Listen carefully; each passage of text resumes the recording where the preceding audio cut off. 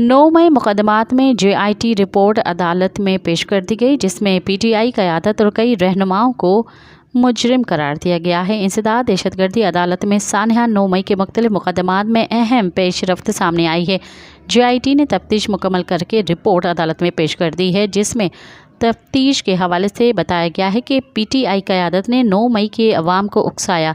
JIT तफ्तीश के मुताबिक असद उमर, आजम स्वाति, हाफिज़ फरहत समेत दीगर मुलज़मान गुनहगार हैं। PTI की क़यादत भी गुनहगार है। दौरान समाअत इंसदाद दहशतगर्दी अदालत के जज अरशद जावेद ने मुलज़मान के वकला से इस्तफसार किया कि आप बता दें तारीख चाहिए। पहले आप कह रहे थे कि तफ्तीश मुकम्मल करें, अब हो गई है तो बहस करें। बाद अदालत ने मुलज़मान के वकला को दलाइल के लिए आइंदा समाअत पर 14 जनवरी को तलब कर लिया।